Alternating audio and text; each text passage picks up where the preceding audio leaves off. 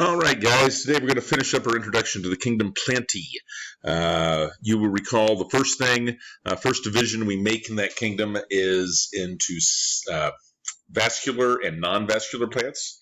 Non-vascular plants lack that vascular tissue, xylem and phloem, which plants use to move water and nutrients and so forth around inside the body of the organism. Since non-vascular plants don't have that, they grow very small. They have to grow in moist environments. Those are things like our mosses. The next group, once we have vascular tissue, is into seedless, and those with seeds. Our seedless vascular plants reproduce with spores. Those are things like ferns. And then our seeded vascular plants are further divided into two groups, gymnosperms and angiosperms. We talked about gymnosperms yesterday. They have naked seeds. Basically, they don't have a seed dispersal mechanism. They don't have as thick of an outer seed coat. So things like pine trees and other cone-bearing plants. Our next group are the angiosperms, and angiosperms are what we would commonly call the flowering plants. So these are most of the plants that you and I are familiar with are going to fall into this group. Our trees are flowering plants, grasses are flowering plants. Most everything you and I are familiar with fall in this group. They produce seeds when the egg is fertilized by pollen. Pollen is the structure that carries the sperm cells. That happens in the ovary, and the ovary, as well as the male reproductive organs, is in the flowers. Flowers are the reproductive structures of plants. They contain male parts called the stamen. Those are the ones that are going to produce the pollen grains. Pollen grains contain pollen. Pollen, of course, contains the equivalent of the sperm cell. Female parts are called the pistil, and that's going to be the ovary and the structures that help for the pollen to get to the ovary where it's going to fertilize the eggs. Fruits are simply mature seed-bearing ovaries, and the main function of a fruit is to disperse seeds around.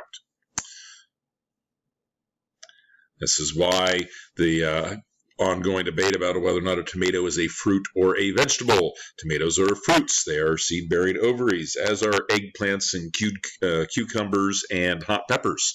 All of those are technically fruits. Vegetable is a nutritional term, really has no place in biology at all. And normally if we were in class, I would probably go into a long diatribe about how vegetables don't exist and be quite humorous and entertaining, but I'm trying to keep this under 15 minutes today, so we'll just have to put that off till later. All right. Angiosperms are in the division Anthophyta. Okay. Remember, in botany, instead of using the word phylum, they tend to use division. And they are further subdivided, or that phylum is subdivided into two groups, the monocots and the dicots. Okay, and this gets a little confusing. It's basically two ways of approaching the same problem, and it has to do with the structure of the seed. Okay, inside the seed we have what we call a cotyledon. So monocot means one cotyledon. Okay, whereas dicot means two cotyledons. And you can actually look at a seed and see, is that seed one solid piece or two halves? Think of when you crack open a shell of peanut and you look at the seeds inside of there. And those peanuts are actually beans, and what we eat are actually the beans, the seeds of that plant. And you know, if you've ever eaten roasted peanuts, you can easily divide that into two halves. Those are the two cotyledons. And when that plant germinates and starts out, it's going to start out with two leaves as it starts to grow, whereas monocots are a solid piece. Think a grain of corn. And when it germinates out, it's only going to have one leaf. Now, looking at mature plants, there's a few ways that we can see whether or not something is a monocot or a dicot. Monocots have parallel leaf veination, meaning if you look at the leaves, all the veins in the leaf run side by side, parallel to the axis of the leaf. Flower parts come in multiples of 3.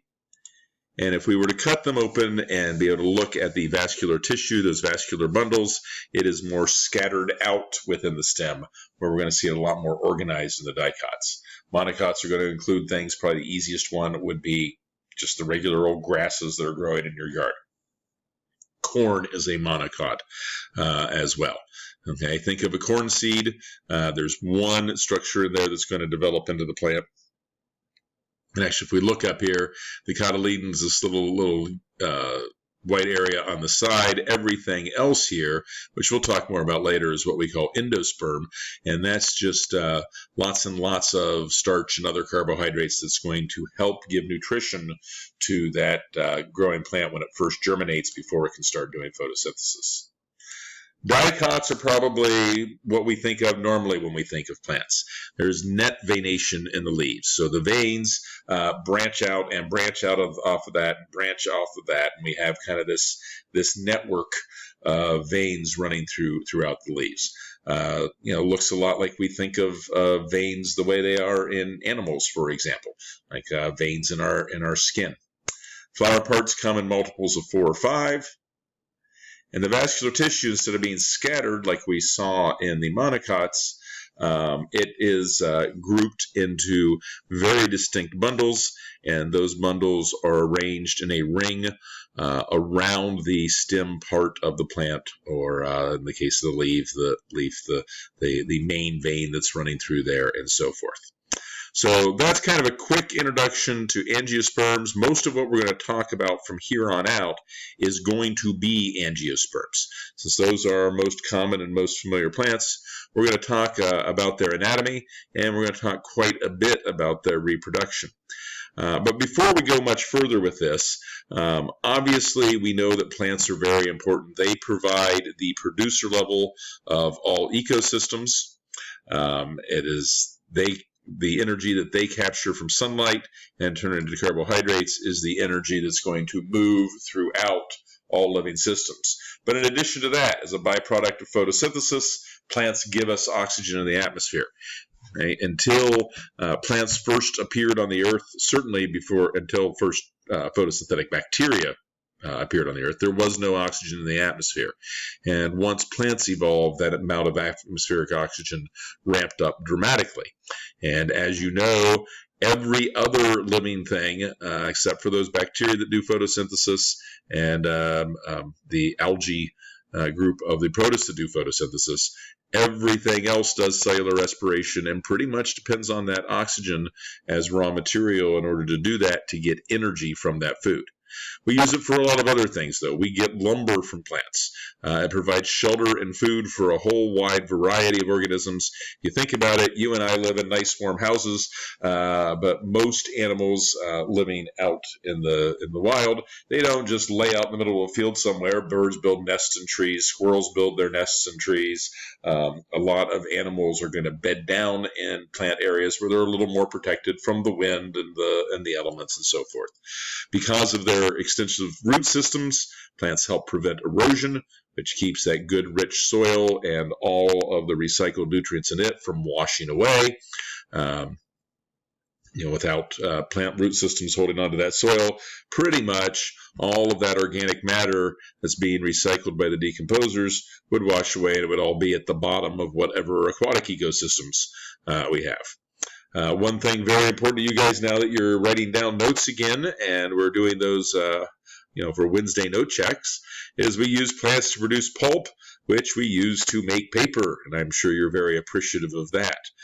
Okay, maybe that was just a little bit sarcastic. A lot of our medicines come from plants. Not to mention we use them for landscaping, ornamental and shade trees, and all wide variety of stuff that we do in our landscaping that, some of that's just, it's nice, it makes things look good, but also, plants providing shade is very good for us and other animals, particularly in warmer climates and so forth. We get fibers that we use to make a lot of our clothing and different fabrics out of. Cotton's a great example. We get a lot of dyes from there, and there's just so many different things that plants actually do. Now, really, when it comes right down to it, we wouldn't have any energy in living systems at all if it weren't for plants. And some people might say, well, yeah, but what about fossil fuels? We dig those up and get lots and lots of energy from that, and not to mention raw materials. A lot of what we have in our everyday lives today is made of hydrocarbons from mined fossil fuels. But fossil fuels are called fossil fuels for a very good reason. Basically, they are the remnants, the leftovers of plants from back in the Ordovician period, okay, and beyond. And those plants have been covered over with sediment and so forth and decomposed now deep in the earth. And essentially all those fossil fuels is kind of concentrated hydrocarbons and so forth that came from plants that originally did photosynthesis. So without plants, we'd be in a world of hurt. We're going to spend a little more time on these guys. I got actually 2 more full presentations, one on anatomy, one on reproduction, and going to try to find a couple other things for you. So I threw an interesting little video in with the announcement today for the notes, and go ahead and watch it too. And of course, at some point we'll hit Crash Course as well. So that is it for our intro to plants and talking about our different groups. Don't forget, you are to be taking notes, handwriting your notes at this point. Each week I will post a note check assignment, and then you are to take a picture of your notes, which you can do with your Chromebook, and then just submit those pictures as your assignment for the day. So it'll be a lot more like our regular note checks. Big differences, I won't be checking them face to face because we don't want to be breathing on each other right now, and you don't need to have 2 copies. The good thing about this is, unlike class, if you're having trouble getting the notes written down because I'm moving through the stuff pretty fast, you can always pause and rewind. Isn't that great? You get to listen to me over and over and over again. Admit it, you miss it. I miss you guys. I hope everything's going well.